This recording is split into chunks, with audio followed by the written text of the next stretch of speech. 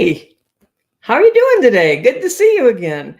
Do you ever struggle with how to get really good with your copy and get good fast, like for social media posts, for anything you might be writing? Well, today I'm going to show you 10 ways to get really good with your copy that much faster. And matter of fact, you can start doing these today if you have any existing copy or you're starting to write something.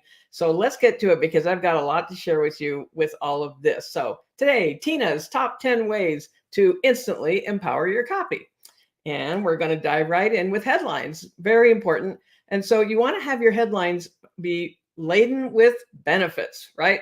And so think about how to without whatever, how to lose 3 pounds. You could change this to how to lose 3 pounds a week without giving up the foods you crave. So how to without is one standard kind of a template for it. But you want to create benefits. You want to create curiosity. This is a classic headline on this page that's been around for a long time. What never ever to eat on an airplane. Of course, this is from the days when people actually got to eat on an airplane. Okay. And so just using ideas like this to be able to create curiosity. I mean, instantly, if you were getting ready to get on a flight that actually was going to serve you food, would you want to know what you should never ever eat when you're on an airplane? You probably would. And then there's something that your headlines must do. And what that is very simple. Get people to read the next line. That's the whole purpose of your headline. We want to have, we have surprising resources. Now I'm going to hold out a little bit on this because when I was looking at this, I thought that is a whole other video I could do. There's not time to go into all of that today. So I promise you that as I'm doing these lives every single morning right now, I will go into what those surprising resources are. Maybe I'll do it tomorrow. Swiping is another way to get good ideas for your headline. What is swiping? Well, it's not plagiarizing. It's looking at things that have already been successful, already proven to work. And there's lots of resources for that. Some of them may be right in your mailbox or in your inbox on your computer with other copy that you've seen, other headlines and sales letters, something that grabbed your attention. The main thing about swiping is, besides don't plagiarize, don't take word for word someone else's headline, that you want to create that curiosity, right? And they want it to fit for what you're doing. And so, but you also want to only swipe from things that are working. So that's one of the things you need to be sure you're doing and not swiping from something that was a dud and didn't sell a single thing in the first place. So here's an example and that I found from the surprising resource I'll tell you about in our next video. Secrets for a safer hospital stay. Number 1, don't have surgery in July. So this is an actual headline that I found. And in order to swipe it, you could take the main idea, the main pacing of it, and change it to something that works for you. So for example, secrets for a happier marriage. Number 1, don't ever forget your anniversary. So you see, you're just modeling a headline that worked with something that you're going to do in your niche or your content or the topic that you're going to talk about. Number 2, I'm really aware of the time here because I know how many things are on these slides. Reduce hype by slashing what? Exclamation marks, also called exclamation points. I call them both. It depends on where you are, what you call them. But you know, those things, the line and the dot, exclamation points. Be ruthless about this because you're going to instantly be more credible and instantly more believable by slashing them. One of the things that often happens with a beginning copywriter or someone that doesn't have a lot of experience with it is you feel like you're going to build the excitement and the emotion if you just add more exclamation points. But the fact of the matter is you actually make it less believable. So it's a really common mistake to just load up the exclamation points. You know, I'm sure you see it every single day in copy that you see in various places. But if you'll just go back through your own copy and take out at least probably half of them, really look at it with kind of try to be not so emotionally attached to your copy, but take a step back and say, you know what would happen if I just took out part of these? It really does start to become more believable and not like we're talking like this all the way through the copy, right? Okay. And then there's number 3, dangerous questions. What do I mean by dangerous questions? You don't want to grill people. You don't want to get the wrong answers. You don't want to make people feel like they're in the middle of an inquisition and should have a light shining on them while you ask these questions. Here's the thing. This is another kind of rookie mistake with copywriting. A lot of times copywriters that are just getting going or you're trying to write your own copy, you think, I'll cover all the points that might be a potential thing with my audience if I ask a lot of questions. And so you start with, do you do this? Do you do that? Have you ever been this? Have you ever been that? Let's just take an example I use sometimes because it's just easy as headache pain. So let's just say you have a solution for migraines, right? And so you start your copy with, do you have troubling migraines? Do they keep you from going to work? Do they keep you from enjoying time with your family? Do they make you feel like you want to give up? It's just question after question after question. Instead, turn your questions into powerful statements. What I mean by that is you can start with one really key question of, do you ever feel like this with your migraines? That would be the key question. And then bullet points. You feel like you don't have, I can't remember exactly what I said previously, but you feel like you don't have time with your family. It's keeping you from being able to earn money. You can't go to work when you have a migraine. You're lacking the freedom, the lifestyle that you desire. You feel like giving up because you're constantly in pain. So those are like powerful bullet points that would follow one key question about, are you troubled by migraines? So don't ask too many questions. And by the way, with the question mark, exclamation point thing, that's another thing to avoid is loading up with putting them together, which is something that often happens that you see in copy also, exclamation point, question mark, or multiples of both in the same sentence. Don't do that either. Okay. Oh, Stacy's saying great tips. Thank you, Stacy. We're not done yet. Number 4, formatting. You want to have a smooth flow so people will read your copy, stay with you like that warm knife through butter kind of deal, right? So that smooth flow, you can think of it to the sale, smooth flow to your call to action. And so one of the things to not do is overload with these 3 dots, ellipses, dot, dot, dot, dot, dot, dot. They can be super effective, really, really effective when used properly as a little cliffhanger, as a little moment of leading into the next line, as a connector. But when you put them all the way through a sentence, you end up with this. And it's really, really just barely staccato, really not smooth at all. You're just like stop and go, stop and go. Like when you're in bad traffic and you're stop and go, stop and go. That's what it feels like in your copy when you do this. You want to break up your copy when the formatting with headline, okay, bold, bigger font, bullet points. That was a dot, dot, dot. They literally call bullet points because originally they were just done with a dot, just like a little bullet hole. But you can use a check mark, a hummingbird, a little pointy hand, whatever you want, especially with all the emojis now. Just make them be aligned to what your copy is actually about. If it's about money, maybe it's going to be the little bag of money emoji for a few bullet points, that type of thing. And break up your copy with bullet points, break up your copy with subheads. What are subheads? Those are like the smaller kind of connecting points of communication, like smaller headlines. They're usually bolded. They're going to be maybe one level up from your regular font. So if you're using 12-point Arial, your headline would be 14-point Arial. Your headline might be 16 or 18-point Arial. Just as an example, you're going to kind of ascend into the bigger fonts. And subheads should be bolded. They should be centered, and they should be frequent all the way through your copy. If you're looking at your copy and it just looks like a line of plain vanilla text, just overwhelming you, everything's 12-point font all the way to the bottom of the page, that's a signal that you need to break up your copy with the formatting by having some headlines, have your headline, have your subheads, have your bullet points. Every page should have at least the subheads and hopefully some bullet points too. What this does is make it much easier for your person that's reading it to read it and to skim. Also, that's a whole other topic, but skimming the copy, a lot of people don't read every line. They read the things that pop out, and that could be your subheads and your bullet points. And Stacey's already saying she's going back through her copy. She's already found mistakes. Oh my gosh, this is what happens with this. And that's amazing. Can't wait to hear what you find with that. And then the formatting, okay? Now, we don't have to be a techie to write great copy. These things are all easily done in a Word document, for example. So you want short sentences, short paragraphs. You want to aim at 5th to 7th grade reading level. Yes, really, okay? It doesn't mean you have to dumb it down. It doesn't mean you can't use really enticing and interesting words that are juicy and fabulous, but you want to keep it really simple. So like if you're using ChatGPT, you can literally say to ChatGPT, right? So a smart 11-year-old would understand this. You literally can give these types of commands. And let me just add that with ChatGPT, if you're using generative AI, understanding how to do all of these things in your writing is going to help you even more with how you give prompts and how you communicate to ChatGPT, for example. And so you can literally put that in, but also you have other programs and tools that can help you make sure that that's what you're doing, like Grammarly and Hemingway, I think, can do that. And don't use $10 words, disestablishmentary. Remember that one when you tried to spell out when you're like in 7th grade or something? I can't even remember how to say it right this minute, but don't use $10 words. What I mean by that is just keep it simple. You don't need to write at this really elevated level where people are like looking words up in the dictionary or gave up because they have no idea what you're saying to them. There might be times if you're writing a PhD dissertation, okay, but I'm talking about copywriting, marketing copy, persuasive copy, social media copy, the kinds of things we're just having a conversation and want to write like you talk. And that's number 5. Talk to one and you talk to all. Keep it simple, keep it real. Talk your copy, write like you would say it. When I say talk to one and you talk to all, in your mind, think about, who am I speaking to?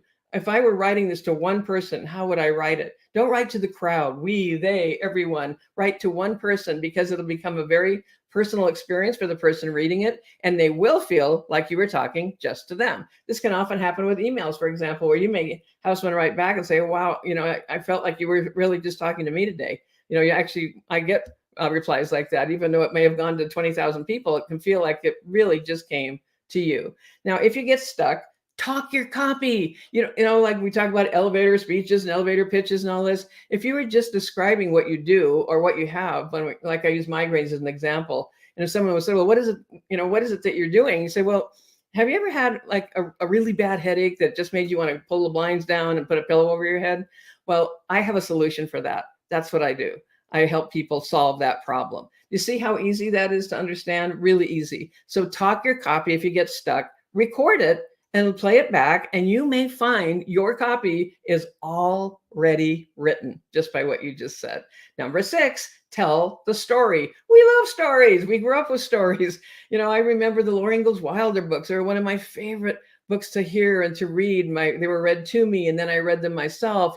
Where our whole DNA is geared to storytelling, all the way back to hieroglyphics on the walls of caves. And so with your stories, you want to center on what's that core emotion for your prospect. What is it that's troubling them? What's keeping them awake at night? What is that thing they just wish they could resolve? And sometimes it may just like be, which cell phone should I buy? Or where should I eat when I go to Paris? It doesn't have to be life and death all the time, but it's just like, what's kind of working on them that they would like an answer to. We want to base our copy from a place of value and authenticity, not hype. We want to know what their reason why is. What is their reason? Instead of, it's not about us, it's about them, right? Always client facing. Go as quickly as you can with your stories to, why does this matter? Why should any of this matter to you right now? Because I want you to be able to write better copy, because I want you to find the joy in creating really compelling copy and see how much better you can get and how fast you can do it. And so everything is intentional in your copy. There's no room for wandering around, extra words. If you were working with a client and they said, well, why did you do this here? Or why is this bolded? What's this about right here? You need to know why you did that. Sometimes people are just like, well, I'll just bold this. I'll randomly bold these words. And, oh, I need a subhead. So I'll just throw something in here. Everything should be cohesive and intentional, including the placement of your testimonials, for example, that you should be able to build the strength of your copy by where you drop your testimonial, lead up to it. Testimonial is a proof point, lead out of it. And so you can be very, very strategic with things like that and intentional. So you always know why you did what you did with your copy. This applies to video too. What are you saying? Why are you saying it? Why did I say what I said at the beginning of this video? Because I want you to know what we're going to talk about today. Then we're going to talk about it. And then I'll remind you of what we talked about. All intentional. Tell the story. Now, I don't have time to go deeply into this, but The Culture Code by Clotaire Rapaille is a really, really great book. It's one of my favorite marketing books. A lot of people don't know about it, but he is a marketing strategist, been around for a long time. He started off as a scientist, like a brain scientist, neuroscience, and which connects very well to marketing. And he was hired by all kinds and still is large companies to analyze what was happening, excuse me, in their copy or in their product positioning and why it wasn't working. And there's a classic story about Jeeps, and I'm a Jeep person. We've had about 5 or 6 Jeeps. I have a Jeep Rubicon parked out in front right now. And Jeep wasn't selling as well back in the day, not now, as they wanted it to. And they had the military kind of look to a Jeep with square headlights. They had square headlights. And so Clotaire Rapaille came in and he thought about, what's the culture? What's that hot button about someone that would want to drive a Jeep? And he considered it was very a Western thing in the United States, very out West cowboy kind of thing of running free. Well, what runs free or did run free and still does in some places in the West? Horses. And so when he thought about that, he thought the eye of a horse is round. It's not square. And so he told Jeep, make your headlights round. And they did. And guess what happened? A Jeep now, like mine, sells for almost $70,000 and resells for almost what you paid for it. They're super, super popular. Not particularly comfortable, but super popular and very cool. And so really think about what's the culture of the people that you're speaking to. What's that deeper culture beyond the obvious? I always talk about we're doing more than and Royce is saying everyone thinks what's in it for me. Exactly. That is exactly right. That's everybody's favorite story is really about themselves. And so, but some classic themes are make more money, live better, greater freedom, lifestyle freedom, contributing at a higher level, leaving a legacy, and dreams. These are what Clotaire Rapaille came up with as a culture code, you might say, for Westerners, for those of us, particularly those of us like in the United States, for example, because he was that's what he was marketing to with the Jeep. And he said, if we share our soul and spirit, that will be remembered. And that's what I'm all about with my programs, how I'm talking to you about every day is bringing your soul and your spirit and your heart into what you do. And by the way, yes, there's a way to do it with ChatGPT. I'm doing a program right now exactly about that. It's just like, that kid from Home Alone, that, that emoji that looks like that, when you start realizing how this all comes together. Proof. You got to have proof. This is point 7. You have to overcome the skepticism and build trust. And this is like, don't be afraid to go there. Sometimes when you're writing a copy, you think, well, I'm not going to talk about that. I know people are worried about this, but I don't want to bring it up because maybe they won't think about it if I don't say it. No, it's like that classic elephant in the room. Go for it. You need to go straight to the skepticism that's already happening in their thinking. Like maybe right about now, you're thinking, I'm not sure if this is going to work. Maybe that's what you're thinking right now about these tips. And so, but what I want to assure you of is that if you just give it a try, you'll see for yourself very quickly, you'll prove it to yourself that this works. And so it needs to pass the, oh, sure test, that skepticism, like, yeah, right. Well, wow. Oh, really? Yeah, sure. So you want your copy to pass that test. How do you do that? You do it with testimonials, just like I was mentioning about really the artful placement of where your testimonials are going to go. That could be case studies. If you have elements of proof from people that you've worked with, you can have success stories before and after, statistics, drawn data, expert opinions, and quotes. And let me look at the one that says testimonials. You can borrow authority. What does that mean? If you don't have testimonials yet for yourself or the program you're writing for, or whatever it might be, borrow authority. And it kind of connects to expert opinions and quotes at the bottom there, by quoting someone or something that supports what you're saying. So you say what you're going to say in your copy, you put in that expert quote as an element of borrowed testimonial, so to speak, borrowed proof, and then continue on. So you could say, for example, Einstein said, da, da, da, da, da. And what I say about that is, da, do, do, do, do, right? And you can expand on whatever that authority quote was as if it came from you, or you're gluing yourself to authority when you do that automatically, that you're connecting the dots between you and that authority quote. That is a real gold nugget right there. I hope you'll think about how you can use that today. And just like Royce said, everybody says what's in it for me. That's our favorite radio station, isn't it, Royce? Number 8, remember, WIFM. What's in it for me? That's exactly what your reader is thinking. That's exactly what we're all thinking. Well, does this help me or not? Why are you on this? Why are you here with me right now? Is it going to help you or not? That's why you're showing up. That's why you're here. And so with that, you do benefits, not features. So let's say we're selling a car, right? Okay, the car has 4 doors, it has 4 wheels, it has windshield wipers. Who cares? Those are just features. So, but when you say we have 4 doors so that you can easily put your child in the car seat and be safe in the back seat, the windshield wipers are made of deluxe extra vinyl 27-100 extra glide windshield wiper, whatever, right? I'm making something up here, but you're going to say, what is the benefit? So it's smooth as, but you never hear that squeaky sound of the windshield wipers, and you can always see just as if it were a perfectly beautiful sunny day, right? You want the benefits, not the features, to really highlight what's the result. What's the result? What's the experience, right? Future pacing, that means let's take them on a little walk. Let's go on a little walk of what's possible for you when you start using these tips. When you put these tips into place today, you're going to start looking at your copy with more confidence. You're going to feel a lot better about your ability to write compelling copy. And you may even start getting more comments from your readers about what they believed or thought about your copy in a very positive way. That's future pacing. We're walking down the path of what happens when you do this. Core emotions, what we just listed previous to this about financial freedom, lifestyle freedom, being able to make our own decisions, being able to be with your family more, being able to really work from a place of integrity and not have to be in commuter traffic if you're self-employed. What are those core emotions? Dig deeper. Always go beyond the obvious. We're not just selling spatulas here. We're selling how you can feel like a master chef and flip pancakes that are light as a feather and entertain your children, right? And it's all about you, not I. If you see the word I in your copy very many times, you need to adjust it and turn it to client facing, because it's about you. It's not about me. This is about you. Number 9, call to action, also called the CTA, call to action. Look, folks, this isn't creative writing. I got to tell you, this is about selling. And some people think selling, oh, sale, that's a dirty word. No, this is also a little mindset shift. If you feel like, well, I don't like selling. Well, do you like serving? Do you like being able to give value to your clients? Do you like being able to change someone's life? Do you like to be able to give them a pathway or an opportunity to have something better, or solve a problem that they have, or just find the answer they were looking for? That's what selling really is. It's serving those that you are speaking to. But you do need to make your offers. Don't hold back on them. The only way anyone's going to be able to do anything with you is if you make an offer.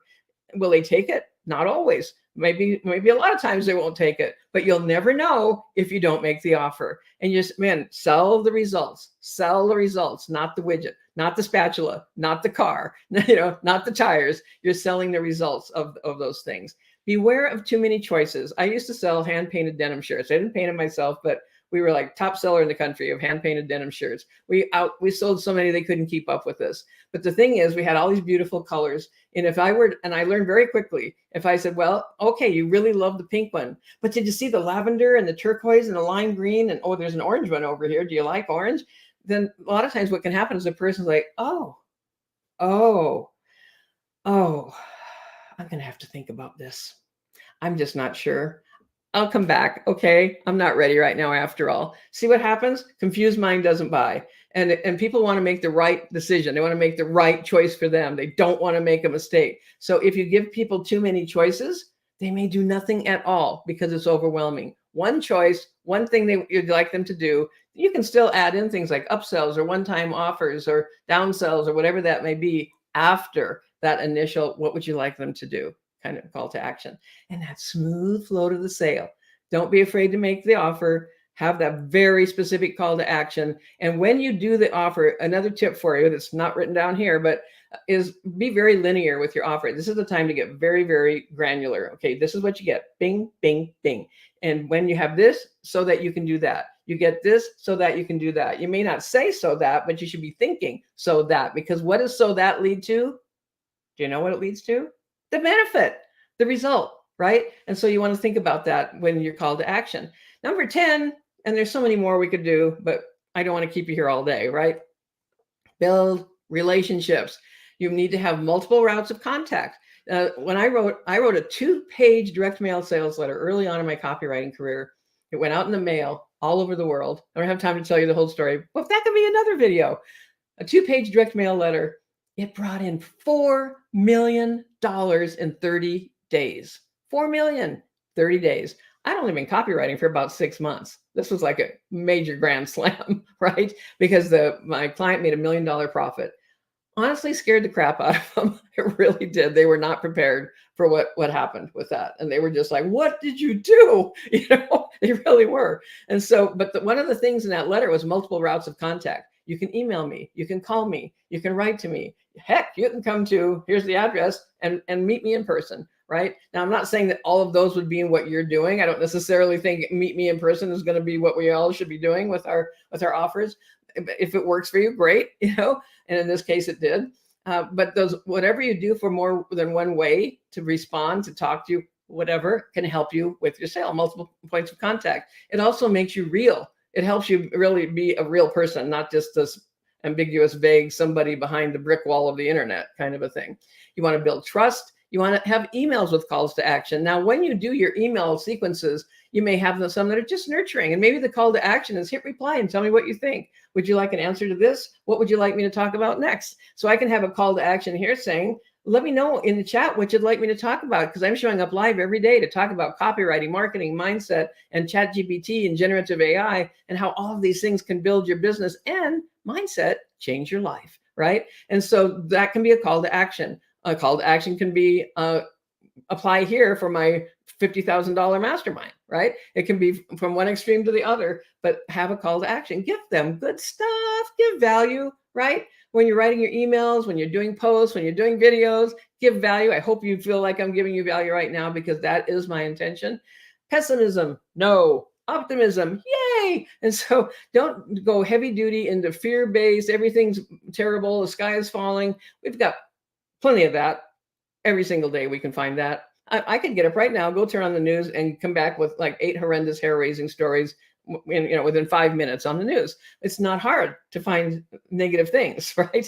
And so we want to emphasize more on the optimistic side, on the hopeful side, on the aspirational, motivational side. Being real, again, being real, always with that core of integrity. And remember what I told you about the culture code and Clotaire Rapai, because that's code, especially for those of us in the Western cultures, that's part of our code. It's kind of built into our DNA of things that are important to us. And so, and read the book. It's really, really good. It'll open your eyes to a lot of things. And it's a whole different approach than you might be hearing from some other folks. So, and I promise the more you do this, the easier it's going to get. And I'm so excited that Stacy said she's going back to her copy today, because she already something triggered with her. I think we were on point 3. She was already like, uh-oh, uh-oh, Danny, I need to go take care of that one. So I hope this was helpful to you. You can always reach out to me. I have programs, I have trainings. I'm doing a ChatGPT intensive right now that's live, and I'm showing you how you really get into those deeper levels, way beyond the obvious, includes generative AI. And I'd love to hear your comments. I'd love it if you feel this was of value to share this with someone. And you're welcome, Michelle. I definitely recommend the book. That's one that's been a classic for me for a long time, and I think you'll find a lot of value in that. I showed up just like I said I would, and I'll be here again tomorrow. How about tomorrow? Let me know if you would like to know that alternate source that can help you with swipes for headlines that will surprise you. Would you like me to do that? Because I can do that tomorrow. I'm going to write it down. Do that one tomorrow, okay? Because I'm showing up every single day in August. It's like, oh my gosh. Okay, that's it for now. Thanks so much for showing up. It's really been fun talking to you. I feel like I can feel your energy, and it's helped me with my energy as well. And so I really appreciate it, because it is early here, trying to get my voice well modulated, because to be able to fit these into my day, I need to start about 7 o'clock in the morning here to do these. And so I try to talk in a lighter voice, but and I do get up early. I get up like at 4:30 or 5. Okay, Royce, you're on. Tomorrow, headlines. I'm gonna show you a really cool swipe opportunity with headlines. Do that tomorrow. Have a great day. Let me know if I can help you in any other way, and I will talk to you. I will again soon. Bye for now.